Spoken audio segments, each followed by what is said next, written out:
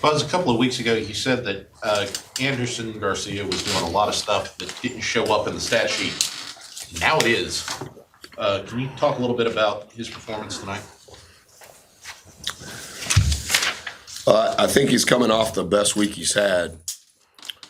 Not to take away from Boots' superlative performance or at Auburn or Henry tonight. I think the job that Andy and Dre have done, particularly this week, but even throughout the first 8 games, has been, without question, a needle mover, whether the box score shows it or not. And I think tonight was the 3rd game that Solo has missed. And so those minutes, that production, and some of the foul trouble that we've had with our forwards in that 3-game span, what Andy has brought has been so good. And I know against Florida he had the block, and there were good things that he's done before that. But this week he and Dre have been phenomenal.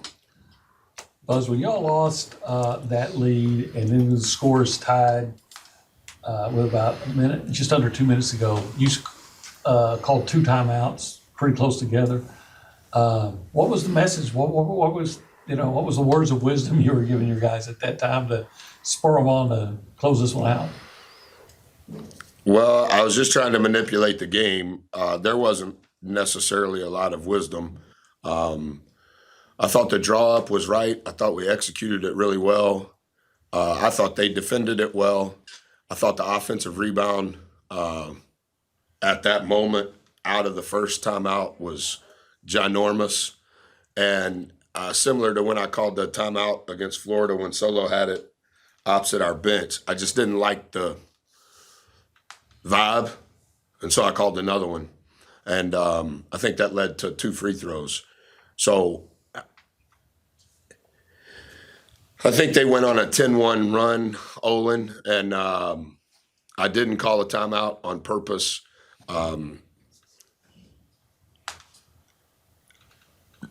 Offensively, if you take Texas A&M and you take Vanderbilt, there's 12 other teams left in the SEC.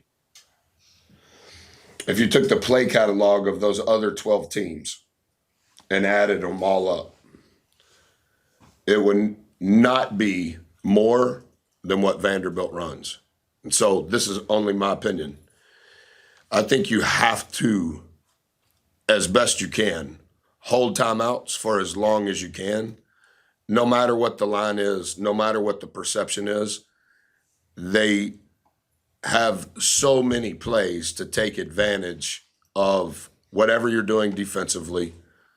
And they have so many plays that are series of plays for each specific player that if you think as a coach, my opinion, that it's going to be a 1 or 2 possession game, I think you have to hold those timeouts, similar to your question 2 media times ago, because it's going to be a 1 or 2 possession game where as a coach you have to try to figure out how to help your team. So I wasn't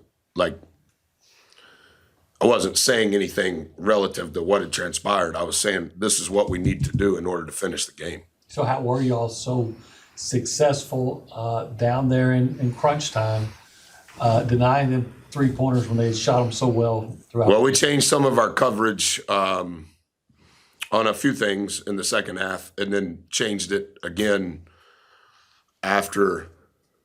It seems like the first timeout called by coach was mine in the second half, late though, right? Mm-hmm. Like how much time's left?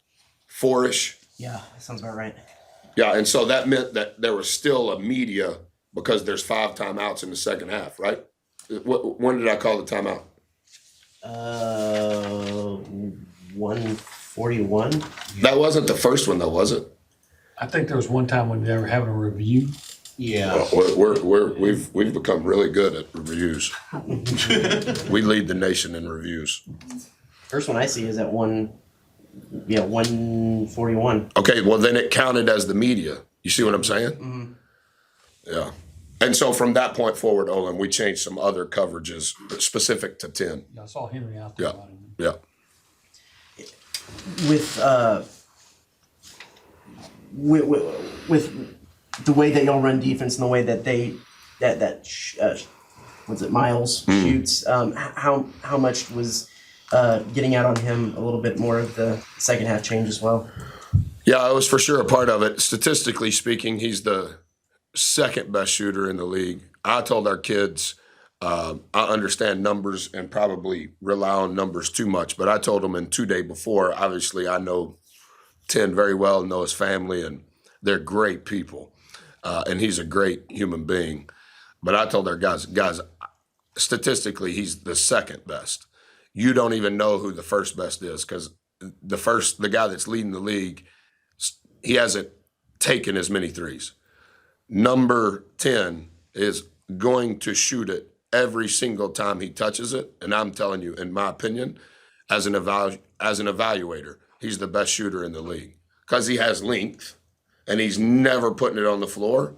And so much of their plays, you have to guard it on ball side, but the action on the ball side is all a decoy because it's about to be 10 on the weak side.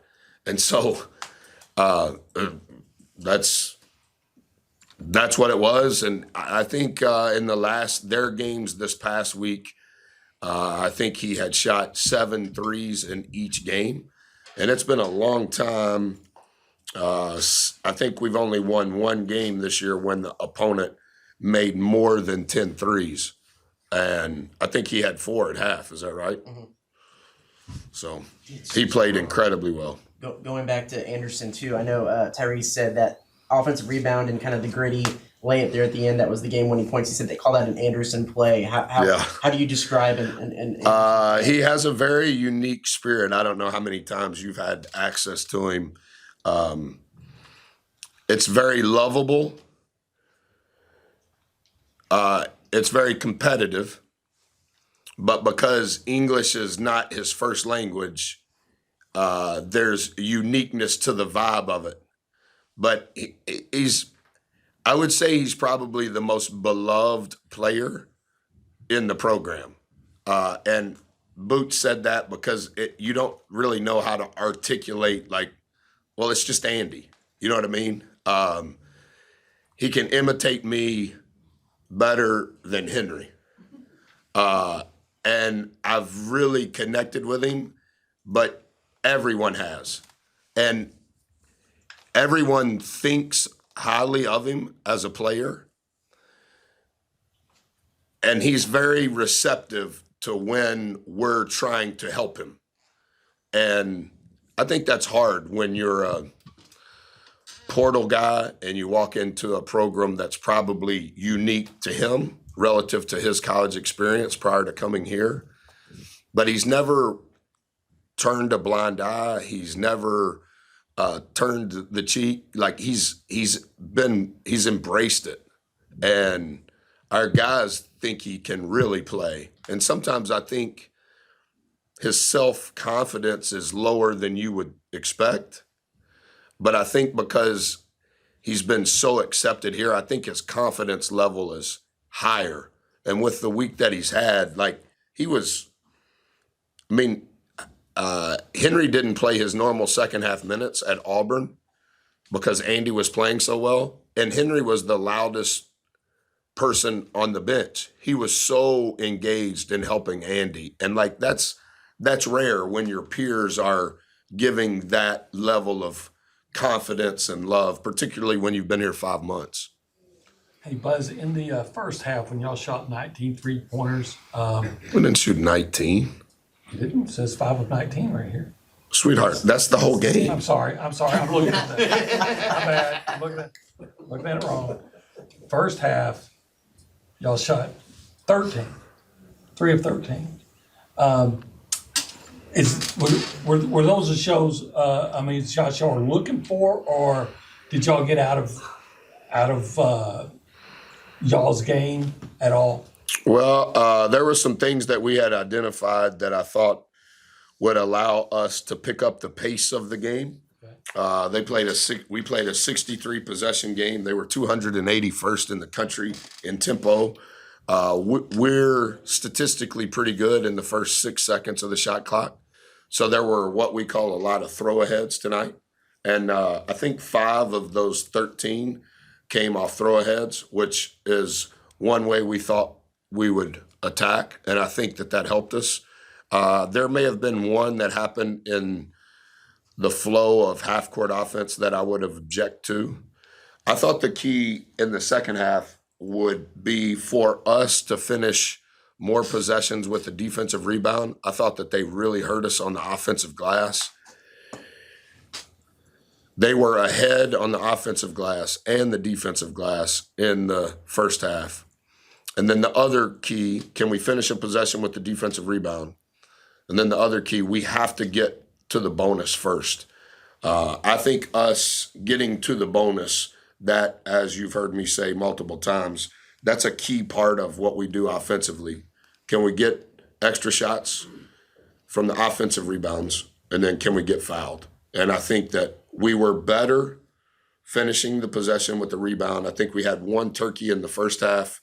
I don't know how many we finished with, but our offense was fine. We finished at 1.14 in a 63 possession game. Our defense is where we failed, partly because of their expertise in what they do in the half court, but also what aided their numbers were they had too many offensive rebounds. They had 11 offensive rebounds.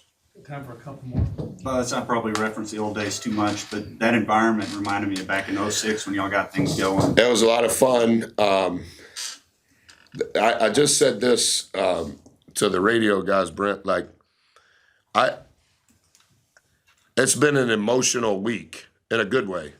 And I do not think that our guys were bad, but I don't think that we had the overwhelming emotional energy that we typically play with. And I think it's human nature, off a big win, off a big road win, and then you walk into a crowd like that and you go, whew, man, I'm glad we're at home and I'm glad all these people showed up and this is going to be easier.